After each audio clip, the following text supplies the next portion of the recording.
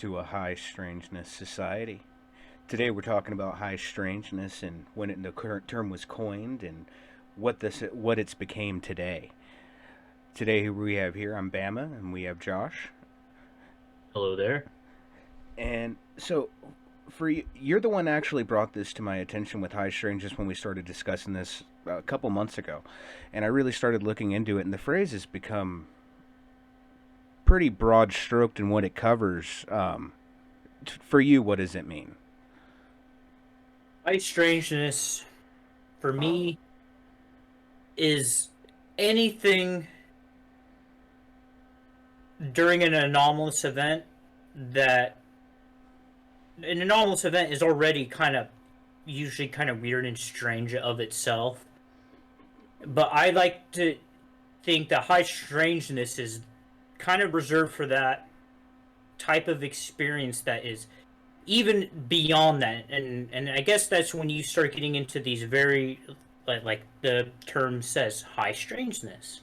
When you people start talking about getting telepathy from entities and seeing Bigfoot next to a UFO, or things disappearing and reappearing, things changing into other things, just stuff so beyond what you think is even possible. Even in an imaginary possible, you don't even think it's possible. But this is what people are reporting. What they're saying they're experiencing. Now, does that mean it's all of this stuff is true? Probably not. But there is so much of it reported that I don't know how you can't at least take a look at some, like, a lot of this stuff and not just kind of look at it and just like see the overall picture.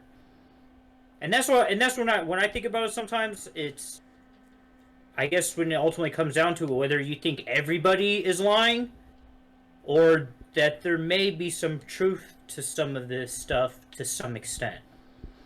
Exactly. I mean, I'm more of a statistical person myself, so even when I see some of these things, it's like when I'm seeing tens of 20 of thousands of different reports talking about one subject or one point in time in one location or even various locations, there's got to at least be some percentage of somewhat truth or maybe like some way, shape, or form.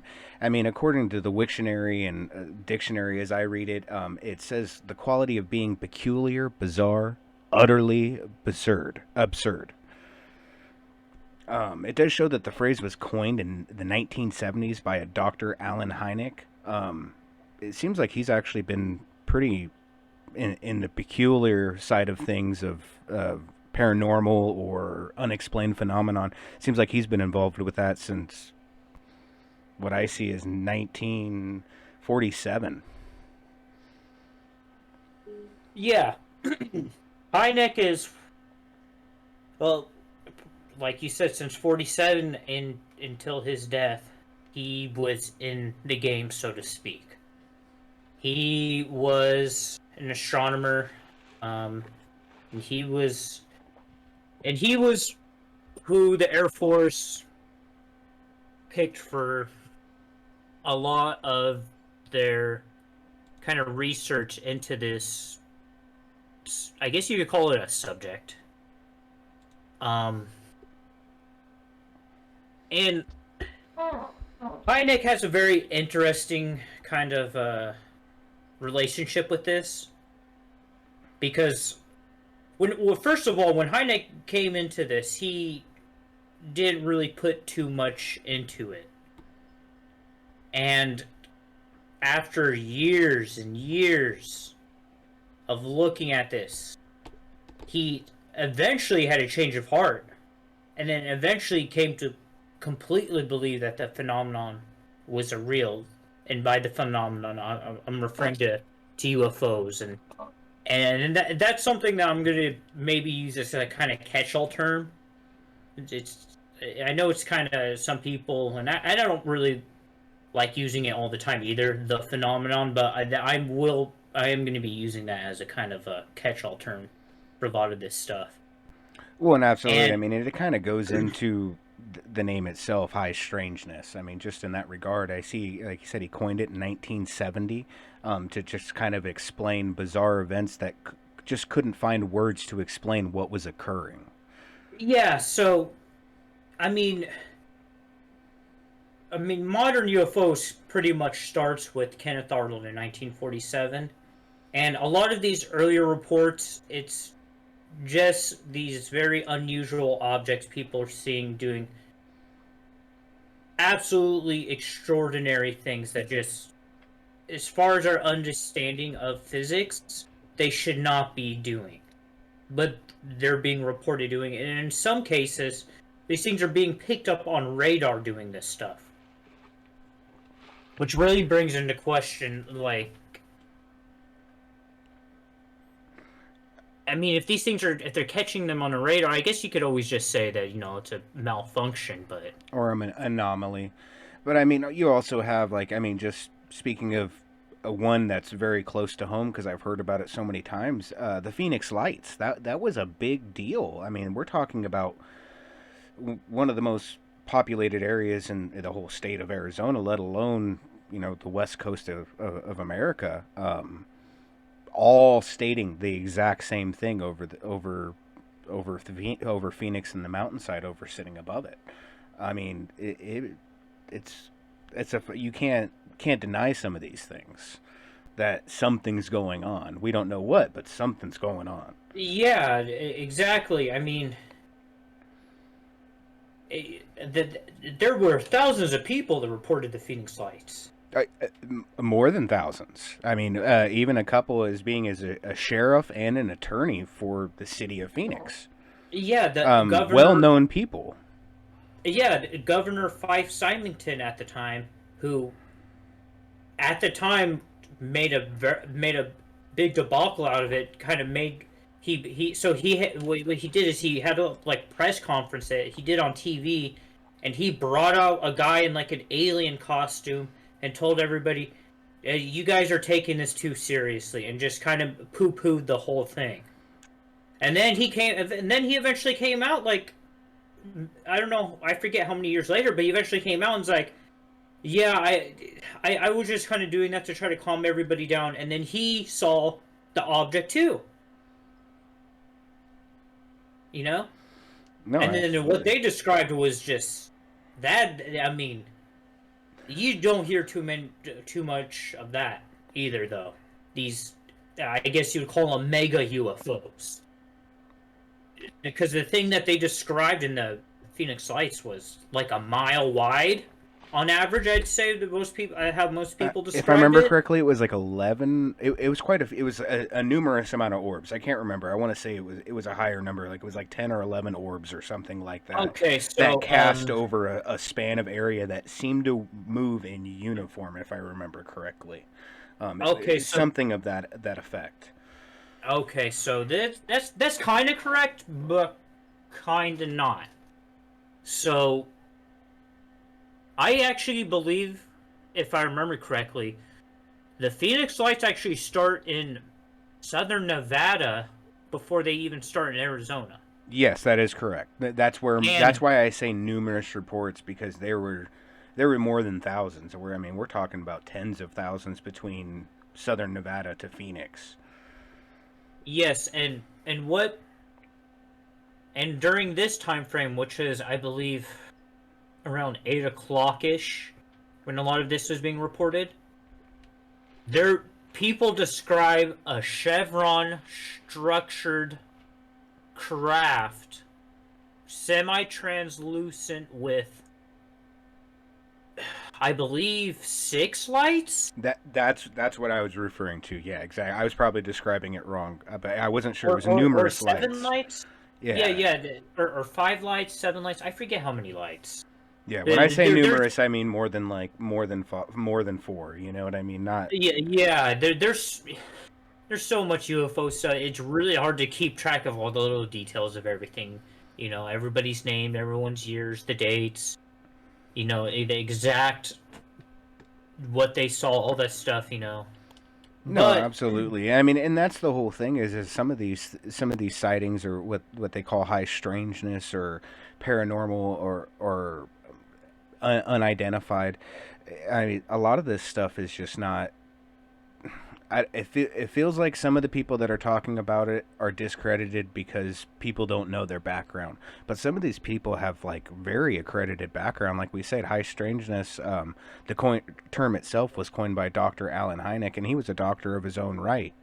Attended Chicago University in 1931 and received his degree in astrophysics. And then went on to work at Ohio State, working on stellar evolution and spectroscopic binary stars. yeah, and so that's like one of the things that, as time started going on from 1947 into the 50s, 60s, and 70s, is you started getting a much more prevalent degree of these high strangeness reports, these high strangeness elements to what people are reporting. It's not just, a saucer, a flying saucer, just, doing loop-de-loos all over the place. Now we're talking about flying saucers appearing and telepathically talking to people, giving people prophetic prophecies of things like deaths of people they know, or of future events that are supposedly supposed to happen. And these are heightened reports while seeing these sightings, and that's correct, right? What do you mean by heightened Like exactly? people like heightened in the areas of sightings is where we're seeing the heightened reports of these phenomena of people receiving powers or speaking to people about of death and things of that nature.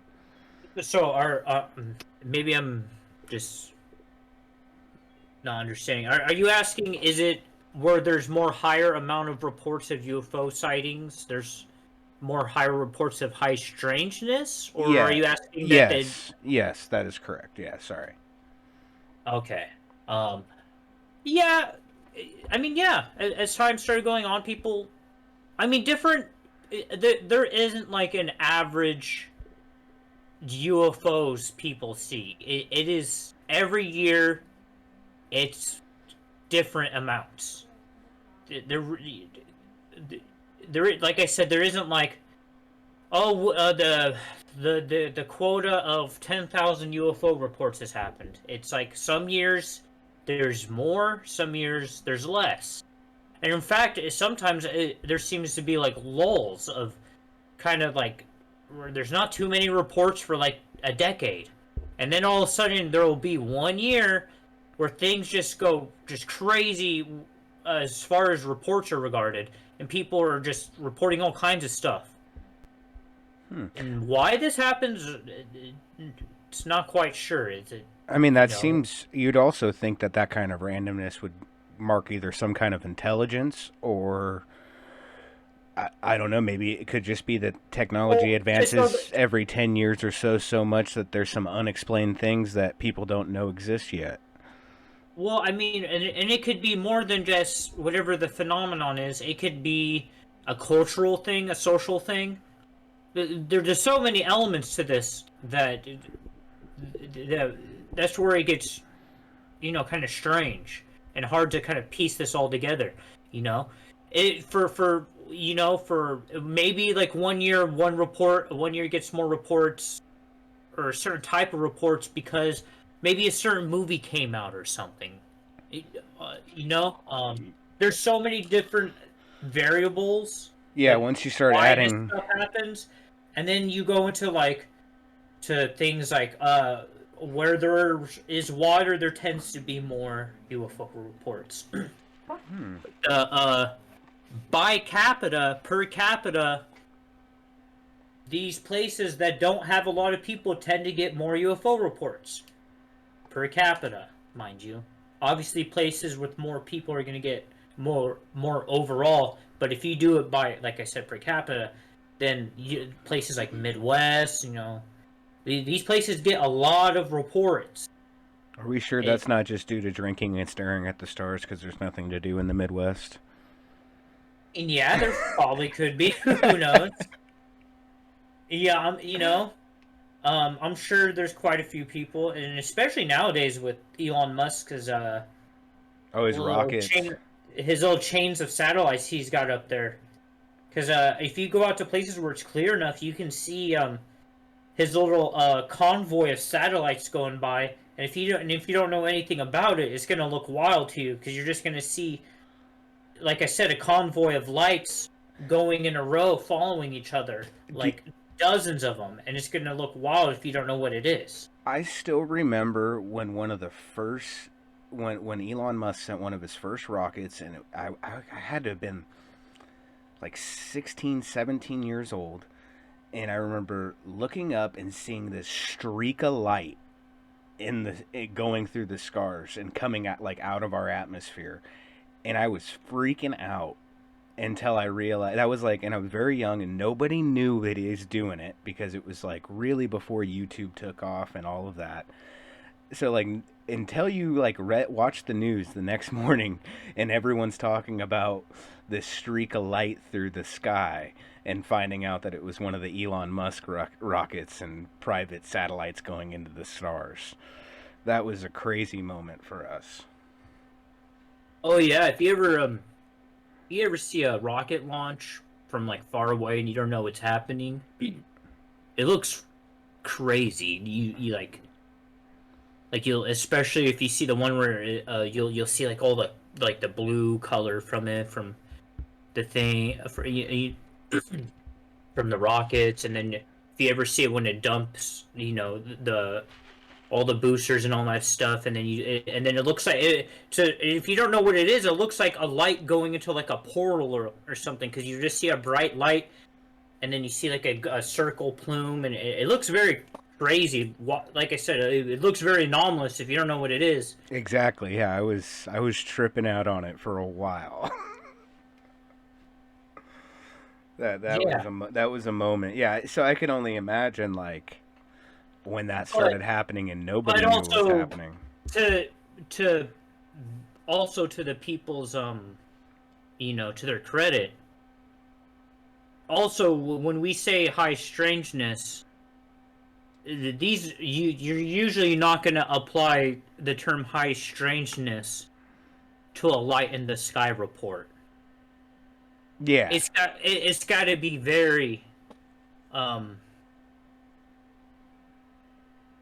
I'm trying to think of what kind of light in the sky report could. Okay, I thought of one, and this is from Russia, and I need to go look up when this was, what year it was, but this was, if I remember correctly, they see a light. It starts off as a light, and then in the sky itself, it like turns into like a constellation of like a of like a of a face, like a devil face. Or no, it starts off like a child's face actually, and then it turned into like a classical like a like imagery of like a devil with the like the horns and all that, and then it like screamed and then like explodes.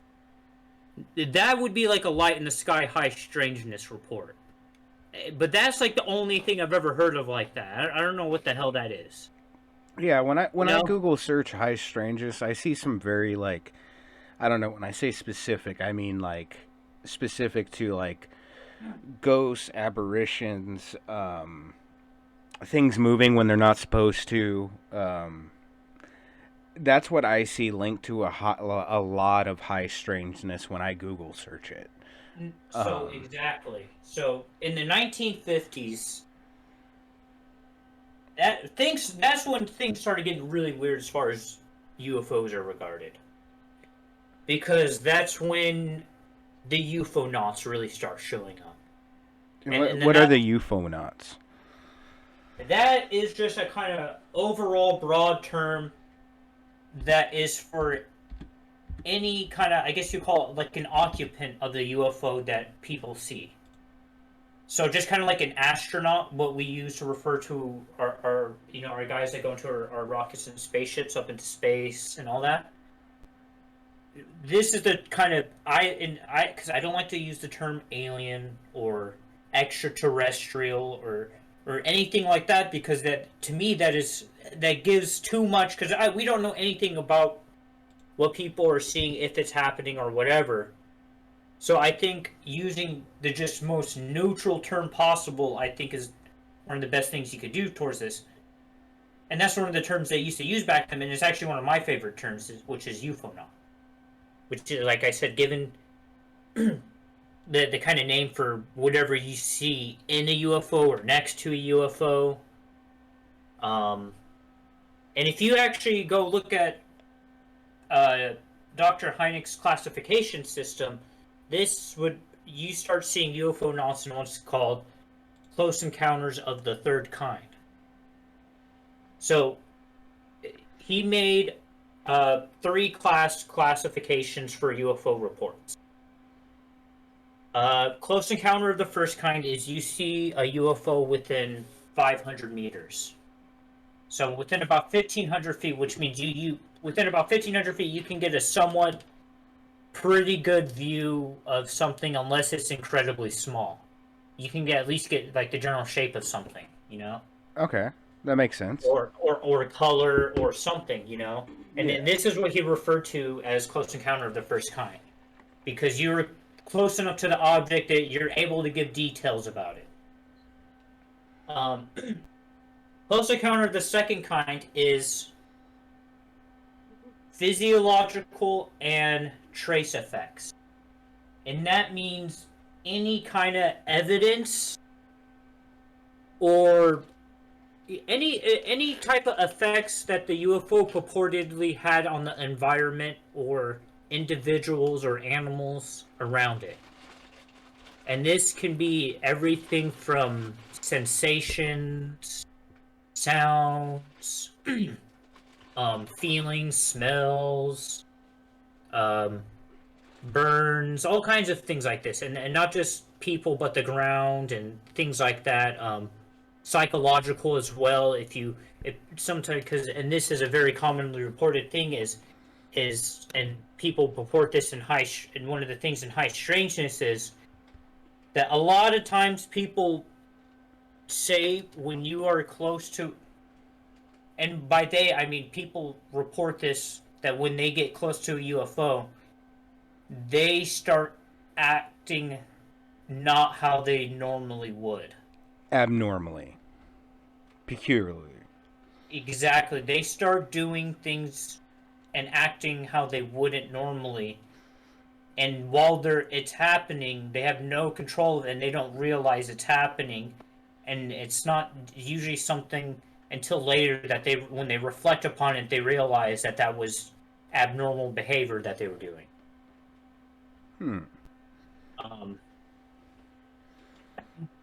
So, and I guess I'm not sure you would put telepathy in this. I guess that's a psychological effect. I'm not sure. Yeah, I mean, that would be almost considered of hitting another state of consciousness, if you will. That's the way I would think about it, and that would be definitely very peculiar ability to all of a sudden acquire. Well, that's not... I wouldn't really call that an ability as much as you are being manipulated. Yeah. If someone, pokes a bunch of metal rods into my brain and makes it so that I can't breathe, that isn't an ability I got. Yeah, no, that's true. Yeah. That's them controlling me, what I can do. Yeah. Mind control. That being said, there are people that get reportedly abilities after this. Things like telepathy, prophetic dreams are some of the most commonly reported stuff. But then it could be other stuff too. Healings, levitations, like random levitations, I mean, we can get into that later. But I mean, yeah. I mean, it would be kind of cool if it wasn't random, though. I mean, I'd like to fly. yeah. Well, yeah. From my understanding, it's not like people really have control of it. It just kind of happens. And I guess like by location, some of that other stuff, like people purportedly being at two places at the same time. Yeah, wild stuff, man. Yeah, no. Goes deep into the rabbit hole when you start looking into all the strange events that's occurred since, like, honestly, since we started really recording it. As in, what do you mean, history or UFOs? Just strange events. Just in general. I mean, honestly, throughout history, even, I mean, in my opinion, I truthfully believe that a lot of our history might have been misrepresented off of not understanding what was occurring. Oh, I think. But that's even a deeper rabbit hole. That's the case. But I mean, just maybe I thought we that can was get into that later on. But I totally agree with you on that. Yeah, I mean that's definitely a whole nother conversation. Yeah, and I wouldn't say that's something that I 100% put full force belief into either, though. But it's just something that more like, from what I have read onto that stuff, I'm like, yeah, I don't think it would just make more. It would make a little more sense. Everything. Yeah, exactly. I mean, and then just falling back on into the high strangeness, we'll go back into more modern. I know that's, like I said, that's a whole nother rabbit hole talking about the whole history of this stuff. But back into Dr. Very Hynek. complicated. Dr. Hynek was born in 1910. Died in 1986. He was born in Chicago, Illinois.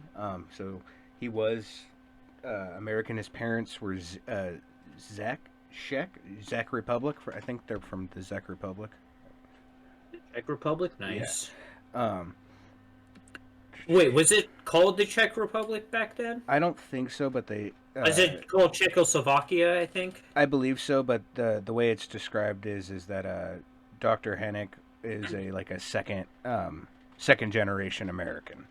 His parents moved from... They're Czech. Czech. I knew I was messing that up. Czech.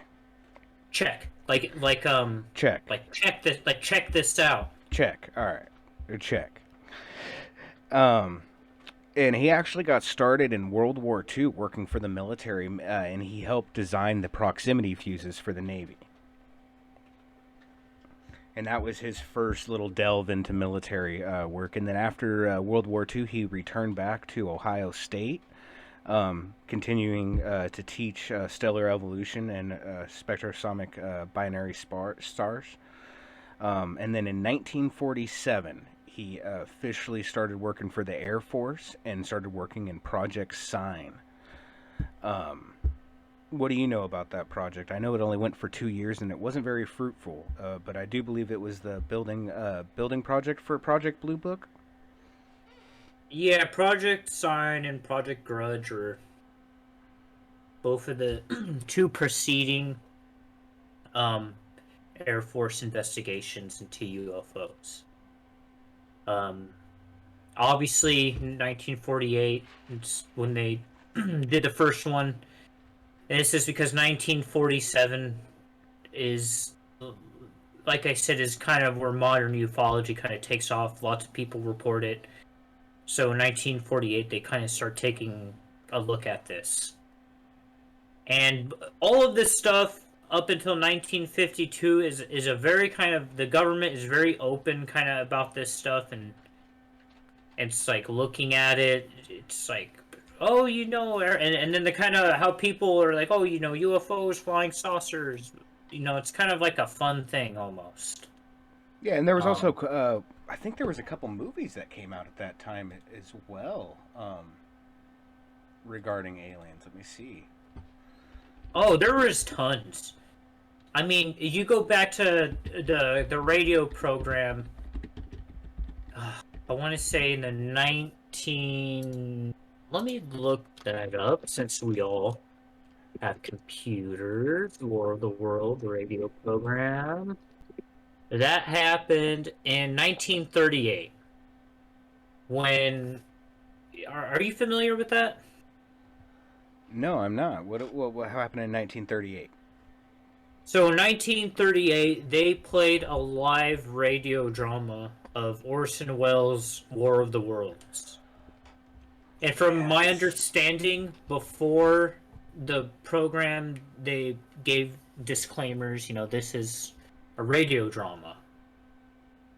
But I guess people showed up just at random parts, and apparently people thought 1938 that there, in parts of the United States, people thought that there were aliens attacking the world, that there was a takeover occurring, and they were listening to it live. Um, and then you could go back to, I can't, I'm kind of ill prepared, so I don't know honestly too much off the top of my head. Well, and also in 1947, it looks like there was also a movie called Alien Autopsy, and that depicted a alien autopsy as a film. It was filmed in Sirocco, New Mexico, 1947. Yeah, so looking at that already, I can already tell you this is BS. No, no, no, no, no. It's an actual film. Like, it was a movie. No, so that's what I'm gonna. Okay, so that, let me look at that because that looks a hell of a lot. Yeah, I know what this is. This is not a documentary that came out in 1947. Oh, it's not? It came out after? Oh, No, there it is, Roswell. no. This is a very infamous Ray Santilli. This is a very infamous UFO alien autopsy hoax that has an insane history about it. that can have probably an entire episode probably dedicated to it. Just to the hoax. Yes, and it involves intelligence agencies and all this other shit.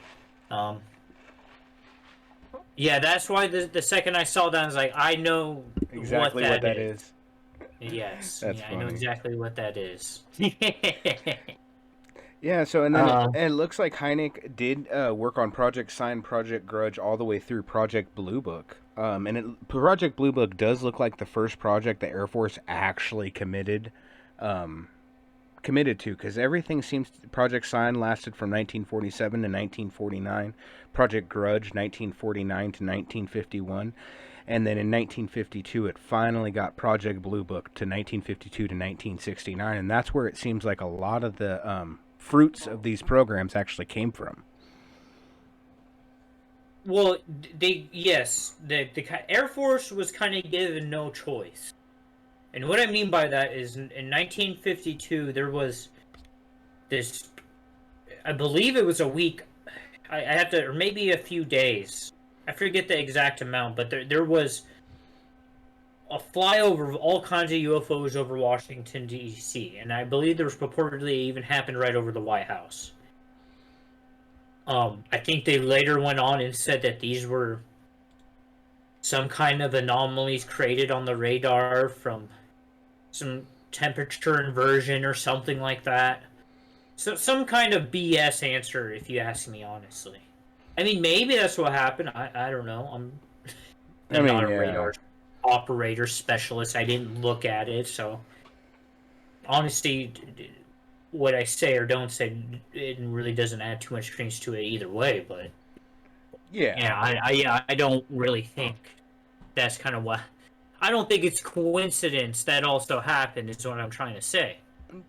No, absolutely. I mean, when they actually have to do something, and you see money starting to actually be invested in it. I mean, as we've discussed with other things, that was also at the same time Truman was at the end of his 4-year run. Eisenhower was already elected, and So, I mean, he obviously made the move to do that and needed to do something, and that was in response to something that occurred. And obviously, those radar events and reports are the ones that he responded to. Right. And And Truman wasn't a precautionary president, so yeah. he was definitely responsive. Yeah, and then I mean not too long after that is you start getting some very kind of, like I said, that's when you start getting reports of UFOnauts. This is also the era, the 1950s, of what is referred to as the contactees, where people, and there's all kinds of, very, probably the most famous of them being George Adamski, who I'm almost certain was a hoaxer. But that being said, there's a lot of people that had all kinds of reported, as the name refers, contact with beings.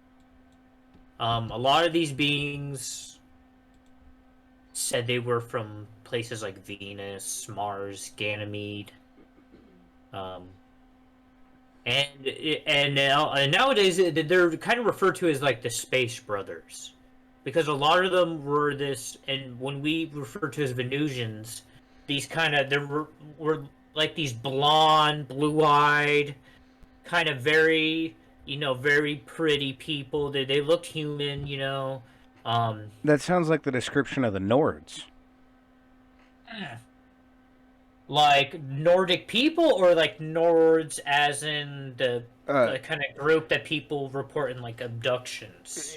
The group in reporting of abductions. That sounds like the description of the Nord, like what they call the Nord. I mean, from my understanding, if I remember correctly, there was the three classifications of alien. There was the Greys, the Nords, and the Reptilians. From that was from my understanding. I don't know if that's correct or not, but that's from what I remember of my research. Yeah, so if it well, that's the what you see a lot in what you call in sorry, I gotta clear my throat real quick. Sorry, just 1 second. Let me get a drink of water. My throat is forced.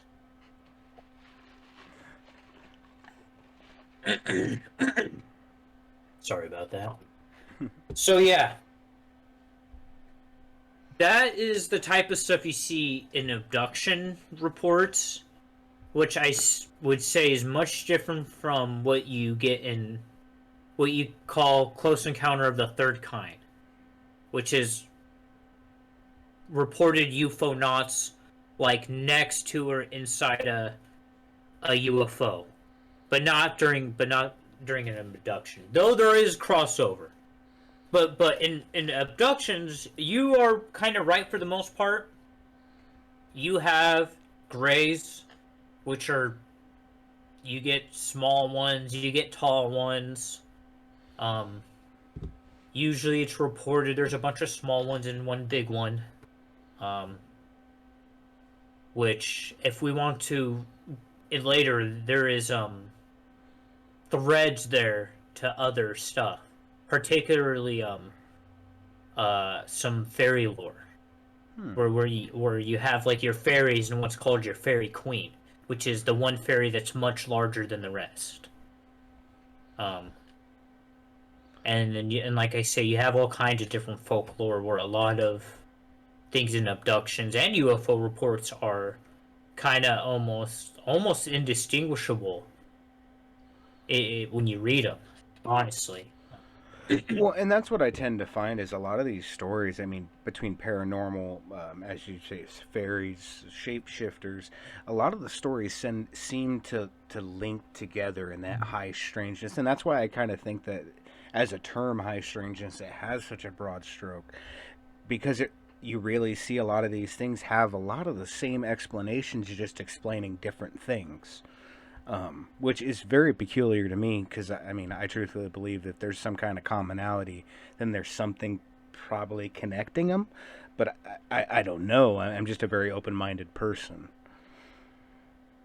Yeah, I mean, and then when you really get into it, and then this is very kind of what we call like a very John Keel type of ideas, and and then the fairy stuff and all of that is very Valet and Keel, you know, where some of these people don't, if you were to ask the common person what they think UFOs are, you'll kind of get the common description of the classic flying saucer. This disc-shaped craft that is controlled by this skinny, kind of sexless, um, gray or green being with a big head and big bulbous eyes with no ears and very small nostrils and a mouth. And that's kind of your classic idea of, oh, there's these green and gray aliens, and they're flying these spaceships, and they're like scientists or whatever, and they're just doing whatever, I guess. It's got to be aliens. It's extraterrestrials, and and then, I mean, we don't know what this stuff is. No, and that's the thing nobody really knows what it is. I mean, it could be. There's so many explanations that it could be. I mean, possible other outcomes. We know other dimensions exist. That we know that's for sure, but we don't know if they're smashing into each other or blending into each other at moments, or if we're being visited, or what if we're just one big science project. I mean, that's the really thing about high strangeness, and I think that's why that term is used so much, is because it covers. You never know. We don't know the answers. That's the thing. I saw Elon Musk was doing a TED talk, or I forgot what it was. He was speaking to college kids, and one of the things he did is he put a circle, and he covered up not even a quarter of it, maybe not even an eighth. We'll say like a 16th of the circle, and he goes, "This is how much I know, and this is how much more there is left to learn." And I think that about everything, even with these unidentified events or unexplained events. Yeah. I mean, how much about reality do we know? Honestly. Well, and can that reality be augmented once we understand it? Exactly. I mean, and then that's a whole different kind of rabbit hole we could go down. Well, and that's the beautiful thing about the term, high strangeness. We can kind of look at everything. It's a beautiful thing. Yeah. And honestly, I kind of wanted to kind of go back and talk about the perception people have of UFOs real quick. Oh, absolutely. Yeah, we can. Because, like I said, if you go look at people, they kind of have this overall idea of what UFOs are, which is, where does this even stem from? I mean, like I said, if you go ask people, I mean, for everything, people have their own ideas of what stuff is, and of course, everybody always is a freaking node. But I mean, you go look at this stuff. You go look at media, Hollywood. I mean, the green alien head in itself is a cultural icon now.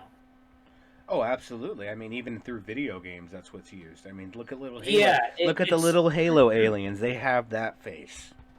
It's too embedded into the cultural psyche at this point. Especially, and then like we were delving onto just a second ago about reality and stuff, and then, like I said, that's when we could go delving in these much deeper topics of materialism and stuff like that, where well, what even is reality and all this other stuff. But when it comes down to it, like I said, it's just, I believe most people, you're gonna come at this subject, that's how they're gonna come into this. They're gonna come into this thinking this is extraterrestrials, or like I did when I first came into this subject a couple of years ago. So I came into this thinking this was some kind of some deep, secret kind of black project techs of some kind that we maybe somehow cracked anti-gravity somehow or something. Uh, Some kind of government conspiracy. exactly. Is that the way you came into it? That's exactly how I came into this. And honestly, the idea of anybody actually having working anti-gravity technology is I'm extremely skeptical of. Yeah, Yeah, I mean that's something that would be. and that's kind of its own thing in itself. I mean, they've been Yeah, researching that for a breaking long. laws of physics. I mean, at that point, and that's something that. Well, it's not. Well, there's different ways you can do what you kind of the overall term I guess you'd call for this stuff anti-gravity. I'm not sure if that's the proper term for it, but this anti-gravity stuff, I mean, it goes back a while, and like I said, there are ways within our current understanding of physics that you can do somewhat stuff like it. But I wouldn't say it's breaking the laws of physics. It's manipulating it or bending it so that it can work, which I guess we do scientifically all the time. We do things with technology. No, well, I mean one way of like you're using like loopholes of our current understanding of physics. Like I said, that's one. Or the other one is we don't have a full understanding of physics, which I think is more likely what's going on here. Is we don't understand reality. We don't understand space-time. To whatever this is, it's obvious manipulation of space-time is. If any of the stuff that people report is happening, I don't see anywhere in our current understanding of physics how it's possible. And I don't even mean just the, things like conservation of momentum and this other stuff that's kind of going on, or when these things are exerting or should be exerting thousands of G's, when they talk about these things going, like 24,000 miles an hour and then stopping on a dime. And then, within like a millisecond or whatever time frame, some crazy amount. Within that millisecond, instantly changing directions. Like, that is insane. Yeah. The amount of force that should be applied to anything should just tear it apart. From within, yeah, absolutely. From not just within, from everywhere. Yeah. The amount of G-force, like, if I remember correctly, our current, like an F-18 jet can only withstand, like I think, like 18, 20 Gs of force for an extended period of time.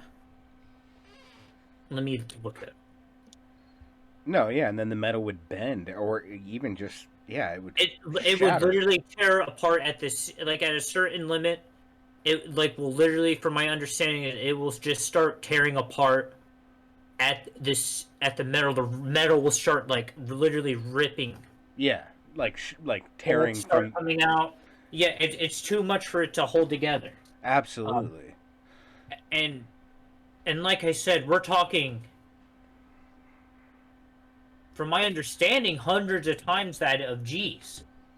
Hundreds of times more G's than what even our planes are capable of handling. These things are just going on, bloop, bloop, bloop, bloop, bloop, fucking, I'm here, I'm there, I'm doing a crazy 90. I mean, you get into this stuff, and this is one thing I've always really thought about, is the movement of this stuff, and just how nonsensical all of it is like, Like these 90-degree turns.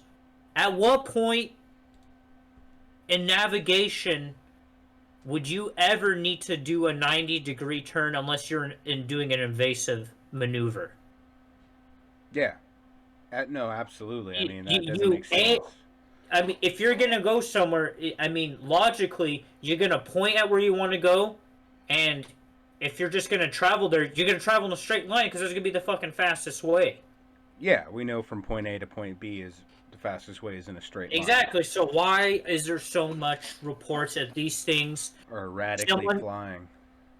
Exactly. They're just doing all just crazy crap for seemingly no reason. Someone and this is all the way from the lights in the sky where someone doesn't see an actual structured object. Maybe they just see a faraway light. Maybe it looks like a ball of light, or it looks like a star, but it's moving erratically or doing something.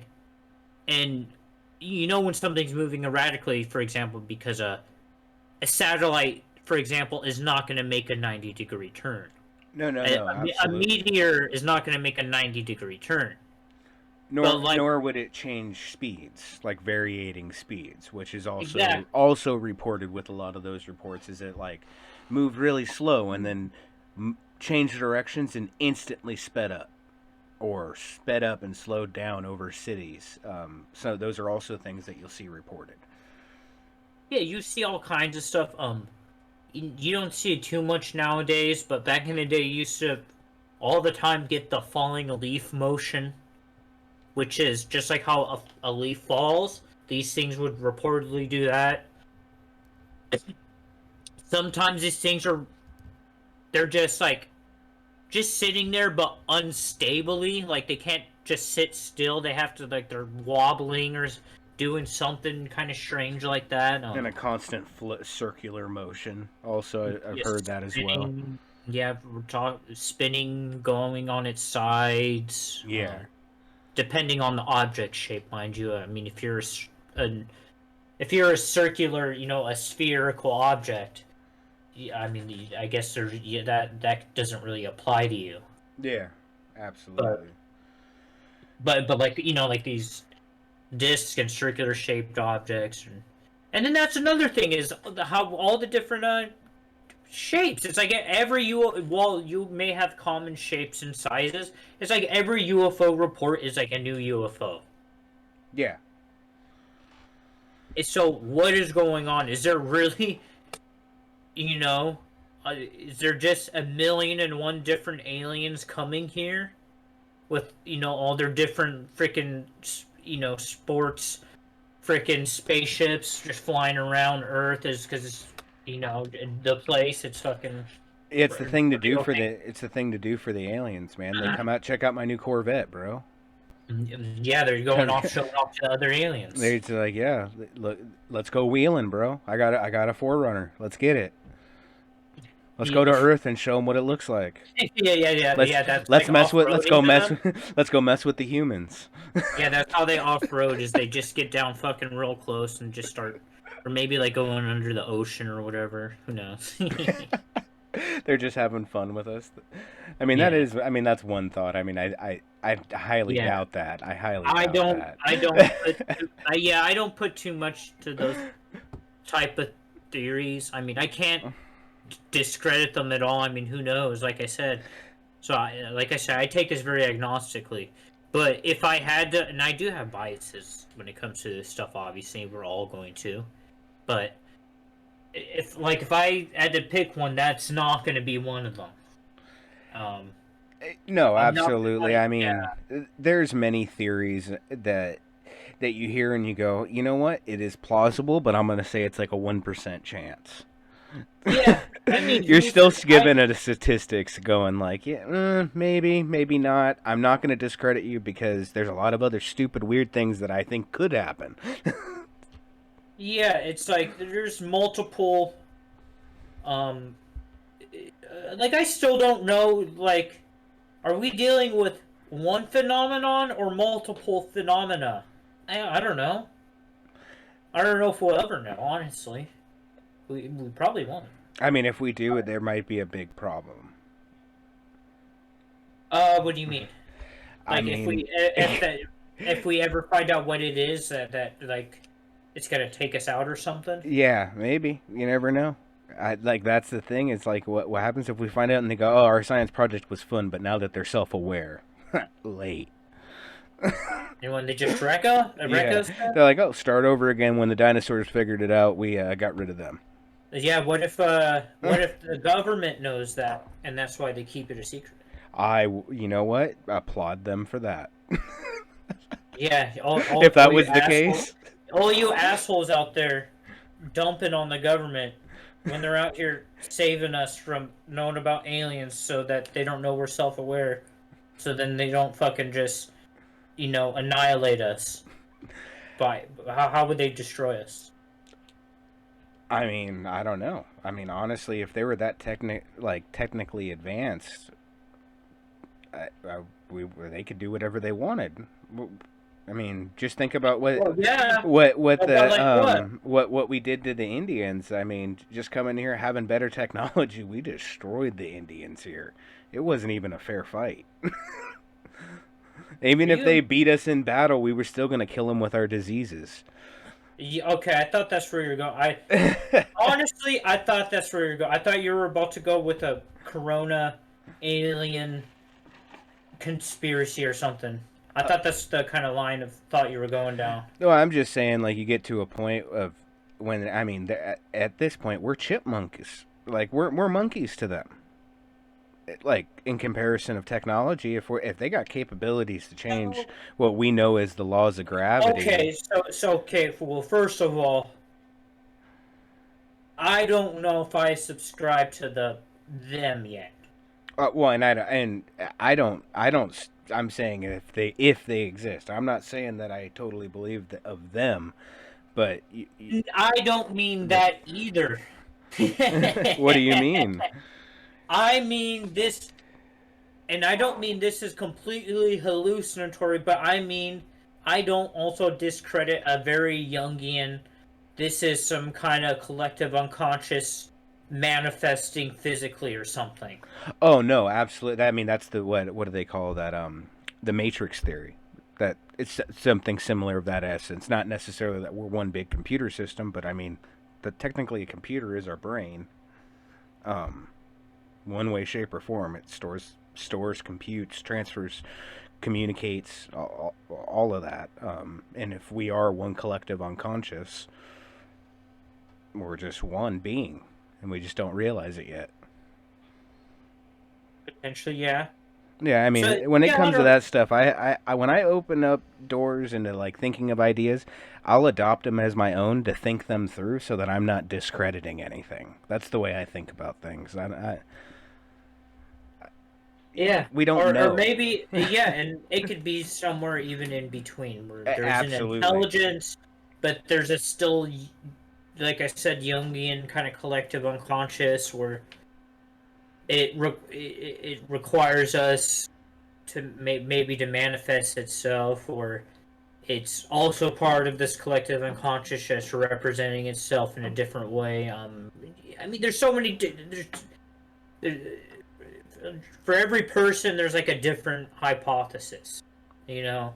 Oh, absolutely. I mean, literally, I know you probably haven't watched it yet, but the new Marvel movie Eternals, the entire theory of that is they were sent here to guide humans to get to a certain populace, because once we got to a certain populace, we'd create enough energy to create a demigod that can create suns and create more planets.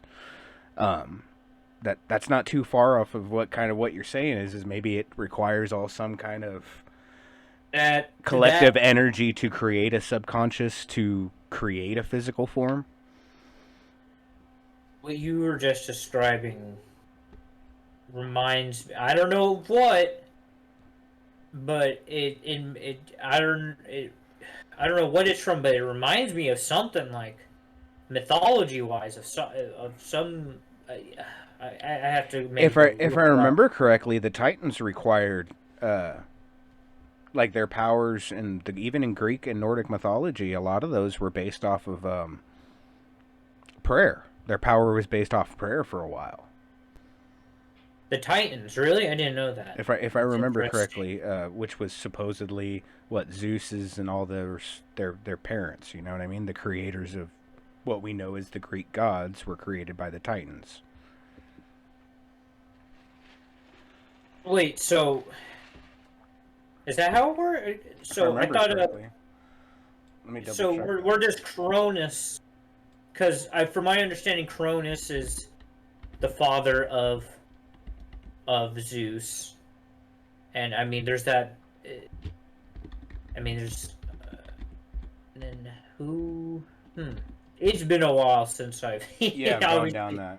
Yeah, gone and looked into Greek mythology. So the Titans are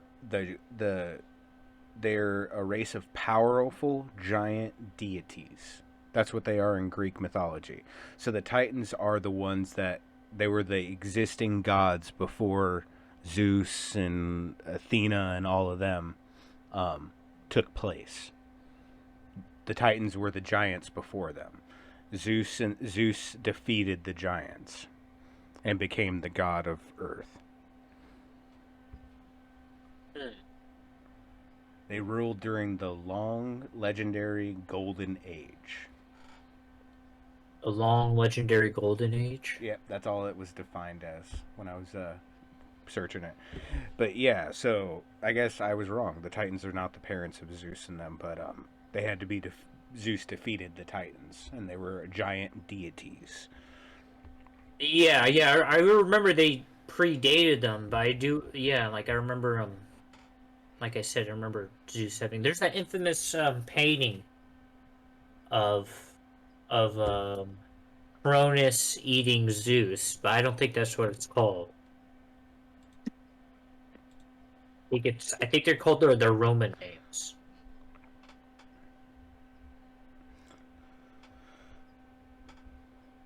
Yeah. Oh yeah, the one I'm thinking of is called Saturn devouring his son. That's terrifying. That's another thing that comes up in religion a lot. It's like some guy's got to eat his kid. That's horrible. Yeah. Yep. You've seen that picture, right? Or are you looking at it right now? No, but you should send it to the Oh, Discord yeah. so we can all take a look. Take a look at this. Your files are too powerful. What?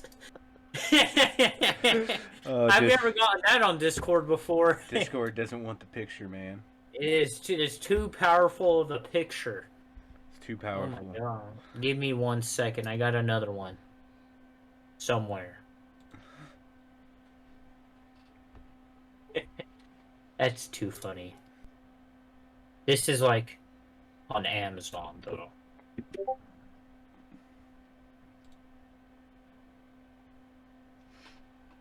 Wow. That's insane. That's definitely terrifying. Yeah, Saturn devouring his son. Very famous painting. Because of how just kind of... Yeah, there's something kind of just really unsettling about it. Yeah. Yeah, no, that is definitely terrifying. Nice brush strokes, though. Oh, yeah. But they're like a 1/4 inch coming off of it. Dude, some of these paintings, some of these pictures I'm seeing in the side, though, are pretty funny. I just saw one of one of the Ninja Turtles, but instead of the sun, Zeus, or whatever, it's him eating a slice of pizza.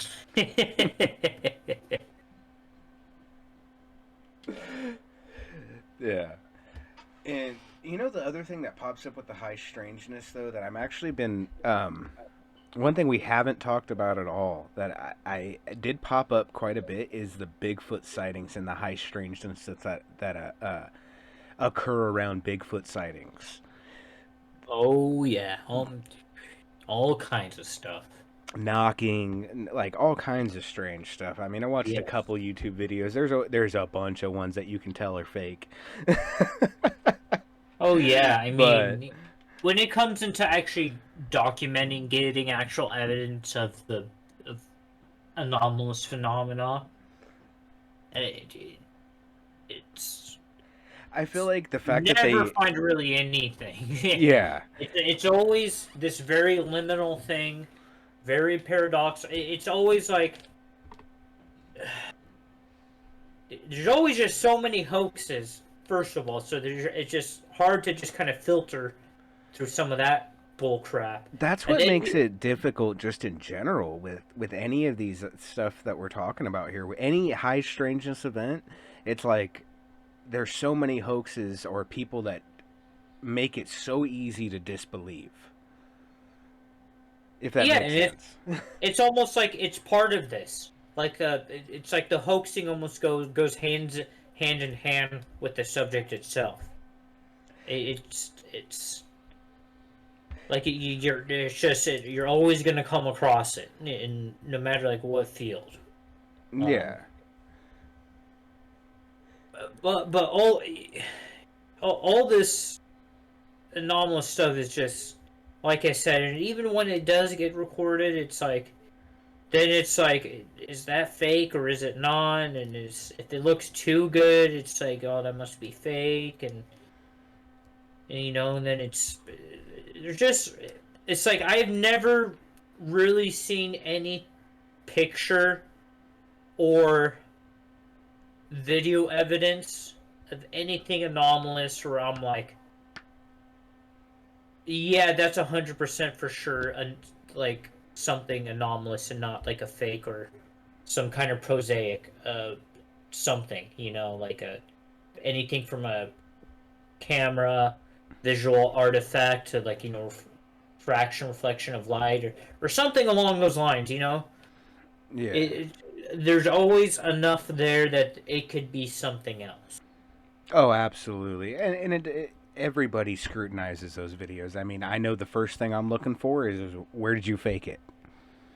That's the first thing I look for in those videos, which I guess doesn't help because I'm looking for a fake, which means I'm going to find something to think it's a fake about, which is its own problem. But I'd rather not just believe anything anyone says.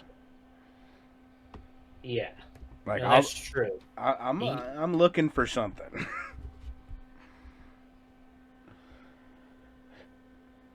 What are you looking for? No, like that it's whatever they did to fake it, whatever they faked it. I'm looking for any Oh yeah, there's possible reason or explanation. That's always like my number one thing of like, all right, so this occurred. Now, the ones that are always trip me out are the audio recordings. Now, like of like ghosts or spirits or specters or you mean like EVPs yeah, or things of those nature. Those ones are always interesting to me. Probably because I believe a little bit of that. Because I don't know. I'm more of a physical person, and the one thing I always have a very hard time explaining is there's a part of our body that exists while we're living, but is no longer there when we're dead, and we know that scientifically. We know that there's something missing that's not there. That's there when we're living. That's not there when we're dead. And we can't explain where it goes.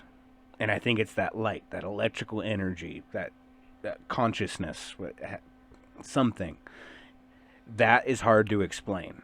Now, either we have a heaven and a hell, and that's where that goes, or our energy is stuck here, or maybe our energy is finally free enough to travel the universe.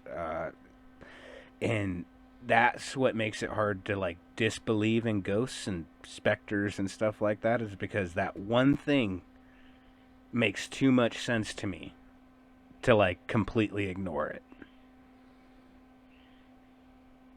yeah, I mean yeah, when you start really getting into that other side of this stuff, it's I guess you call it the afterlife stuff, which I think is intrinsically connected to this in some way. And And that's why it's hard. That's what I mean by like with specters, that speck, that thing, that which is spark. what even is a specter or a ghost, A lot of people will tell you it's, just a dead person. It's someone's consciousness. It's someone that Some people, depending whatever your version of passing on means. Whether it's reincarnation or heaven or what have you. Yeah, I mean, and like I said, I'm thinking of it more of a like more of a mechanical side of thought on that part of it. Because it's like I said, that we know that energy can't be created or destroyed, but it can be manipulated or used, and It that can be energy's there. modified. Yeah, modified exactly. So like, does it do rebirth? That would make sense of rebirth if that electrical energy leaves the body, goes and comes back and chooses another, finds a baby in a womb and finds its source and enters that. Or the Matrix theory in that regard, even that would make sense for that. Is when you're done with this physical body, you're sent back up, and then you get to come back down. But I don't know. But that energy, that physical, mechanical energy that's part of the body when you're living, that all of a sudden dissipates, but isn't there anymore. It wasn't destroyed. What happened to it? Well, I don't know. Well, first of all, we don't even know what consciousness is. And then on top of that, is consciousness the equivalent same as your spirit or your soul? Is that the same thing? You know what I mean? Yeah, who knows? Can that be interchange, or um, I'm haven't delved too deep into too much philosophy or theology, so that's a little out of my wheelhouse. If you can, if that's the kind of interchangeable, I'm sure people use consciousness to mean the soul, the spirit. But I'm not sure if it's you can really use it that way or not. Yeah, I mean, who knows? Maybe if we found out, if we could do that, maybe then all of a sudden everyone is able to remote view things like that. Like, is that what that is? Is you're able to take that energy out of your body and view another part of the planet or universe, or I mean, I don't know. So it's similar to like astral projection, something Yeah. along those lines, maybe. Remote Yeah. viewing. And then that brings into question if it's material then, because then if it's material, then it, from our understanding of physics, unless it's like some kind of quantum thing going on where it's like like quantum entanglement or quantum teleportation, where these things doesn't matter how far they are, when one thing happens, it affects the others. One changes polarity and one changes to the opposite, for example. So unless it's like something like that, it's like I don't. What I'm trying to say is I don't even know if consciousness, the soul, spirit, whatever. I don't even know if that is a material thing. No, absolutely. Yeah, I mean, we don't. I Um, don't think anyone does. yeah, and that was the other thing. Another thing I was talking about earlier, kind of, which when we were talking about ghosts and specters, is I don't know if when people supposedly communicate with the dead, whether it be through channeling, whether it be through dreams, because you hear about all kinds of stuff. People, like when a loved one dies, and they'll, like, when they die or that night of, they'll have this dream, where they, they'll talk to that person or whatever.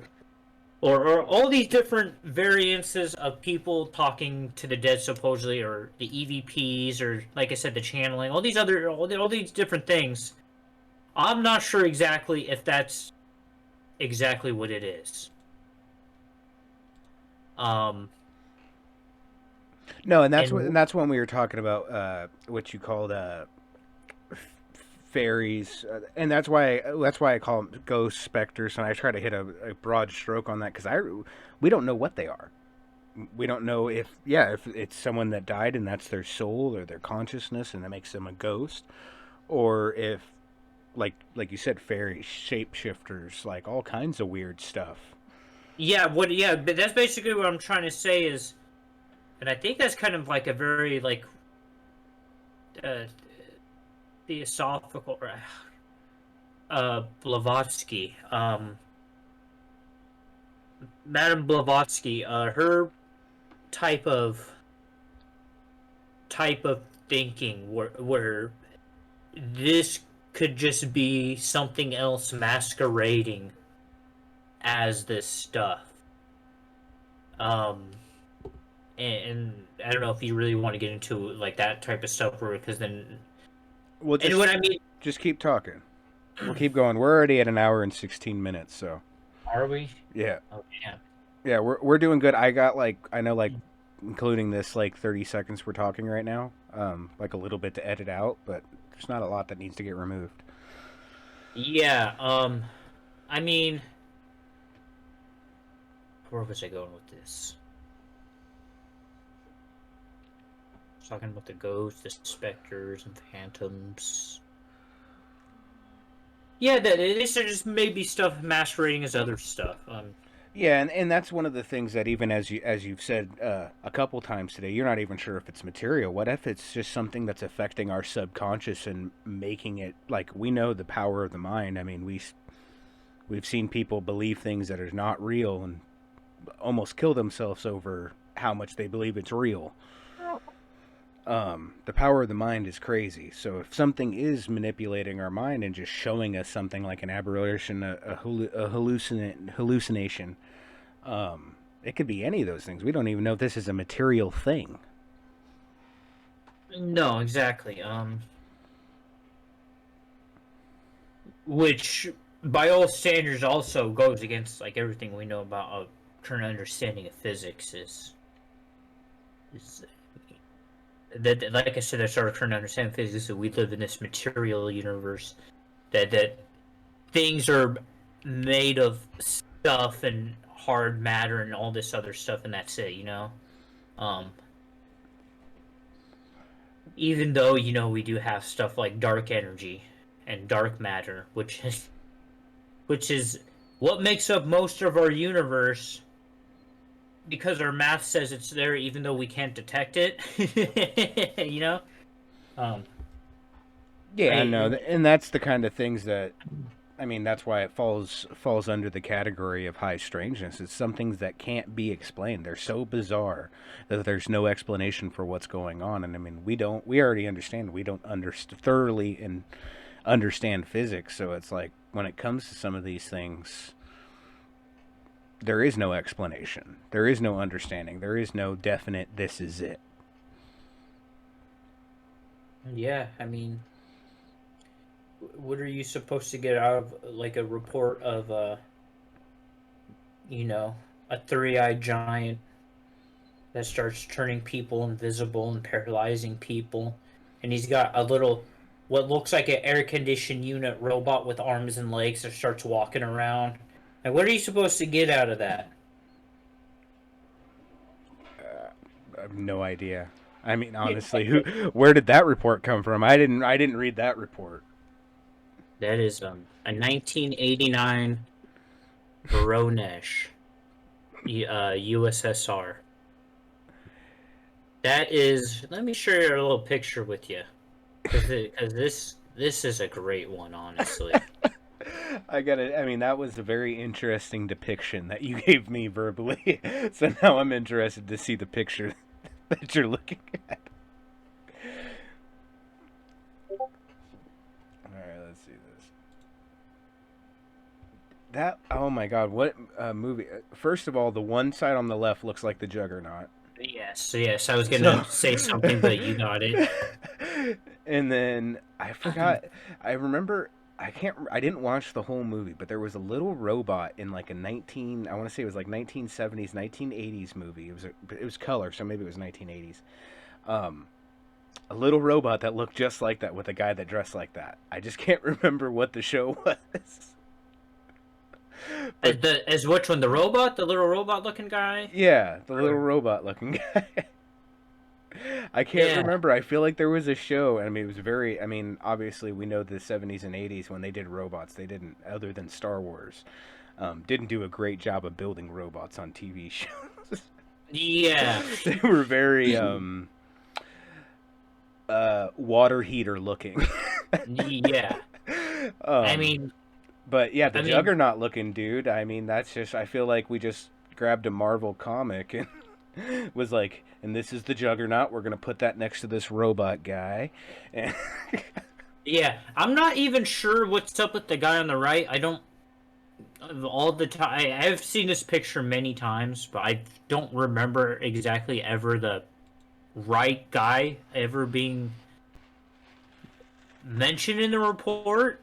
I'm not sure where that image comes from, but the middle one, the one middle robot, and the left guy for sure are from the report. that guy looks like the Juggernaut in his printer that he put legs and arms on. Yeah, so that guy right there, for example, and if I remember, there was like 2 or 3 of them reported too. Oh, that's Um, terrifying. uh, they were like 9 feet tall, reported, if I remember correctly. Like they were very big. Um, the middle eye, if I remember correctly, it was either the middle eye was red, or the 2 eyes like on the side were red. You see how it has like 3 eyes Yeah, it's or got whatever on the helmet? like 3 portholes, whatever they are. Yeah, One eye, either one eye, 2 mouths, or 2 eyes and a third eye. yeah. So this guy, for example, or I'm just gonna call it a guy, a dude, for just brevity sakes, or what, I don't know what the hell it is, you know. This thing, there's a guy, this dude. Like the first thing that happens is that he comes out and he points to the ground, says something in some unknown like language or something like that. The ground lights up in like in a square shape, if I remember correctly, like the light, like he just points at the ground and like the grass or whatever turns into like light in like a square shape. Um, then this little robot comes out, the little square, this square shaped robot comes out. He starts messing with it, and then the little robot dude starts walking around the place. And that's really all you hear about that little robot in the report. Is he just kind of just walks around all over the place, I guess. But the big guy with the 3 eyes, Juggernaut, you see him holding that kind of tube. Yeah, it looks like a cane. That is classic Close Encounter of the Third Kind. Tube. I don't know what to call it other than the tube. Because this is something that if you read a lot of reports, this tube that can paralyze shows up a lot. Is it a permanent paralyzation or No, it is temporary paralysis. temporary paralysis? So it's not paralyzation; it's just temporary paralysis. That makes Yes, sense. and how it works is not quite sure because I don't think it's like a body thing. It's a Because neurological thing, you think? I don't know. Well, no, because if they completely paralyzed you and you would fall over. But people talk about being paralyzed while standing up like they've been put into a stasis almost. Like frozen in place somehow. Yeah, I have heard, Um, I've seen reports like that where they say, I was walking towards it and all of a sudden they couldn't move. Yeah, yes, they're conscious, they're breathing. They for all points, intents and purposes, I believe they're still able to move their eyes usually. But like I said, people will talk about being paralyzed while they're standing up, which, how does that work? Is it, you're just, is it like mind control where you're just taking over and you're just making them stay, not letting them be compelled to move at all? Or something? I don't know. But like I said, these tubes, these things show up fucking all the damn time in these close encounter of the third kind reports. And they're always pointing them at people and paralyzing them for fucking no goddamn reason. Honestly, they're never. It's usually just completely random. It's it. From my understanding, I don't remember it usually ever like hurting or anything. But they just kind of just seemingly just do it a lot and for kind of no reason. Like you just kind of just show up and then just bam, you get fucking hit, or they show up and then they just start, like in this case, he started paralyzing. I don't know if he paralyzed multiple. He paralyzed at least one person. He turned one person invisible, like they turned invisible, like they disappeared, and then they were gone for like I think like 5 minutes or something, and then they just reappeared out of nowhere. I want one of those magic sticks. Oh. And then you go back to it, and these sticks are kind of almost synonymous with if you want to go to fairy lore, like fairy wands. Because this would come up in fairy report, like all the time back in the days. People talked about, these fairies pointing these wands at people and then freezing them.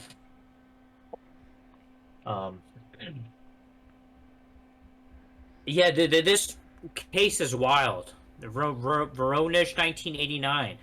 And if I remember correctly, this was a mass sighting seen by like 40 people.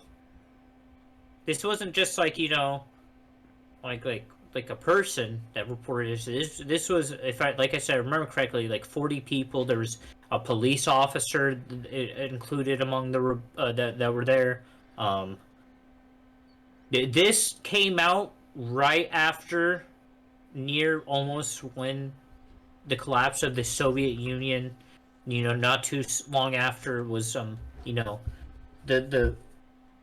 fall of the Berlin Wall, and the unification of East and West Germany. And during this kind of time frame, there was this transitionary period. There was a lot of stuff coming out of the Soviet Union, including this report. And when this came out at the time, this report actually kind of made world news, kind of.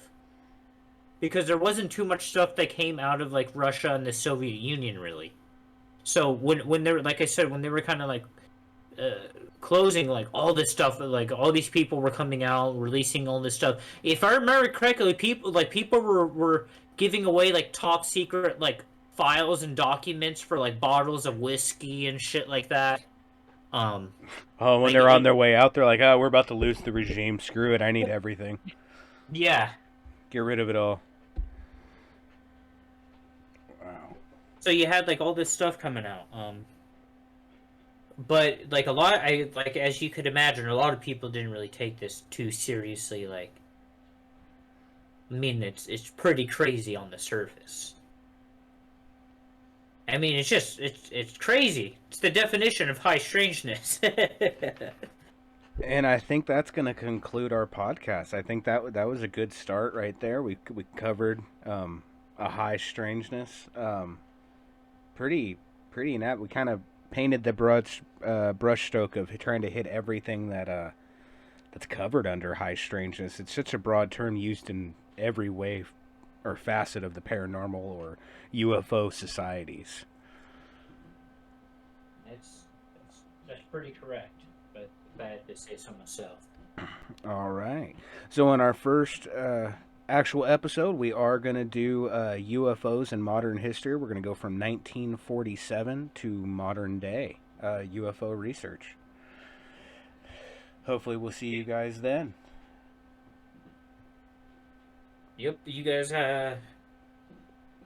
look out to the skies and go open a grimoire. Go fucking research this shit. It's fucking wild. We'll fucking change your life, I swear.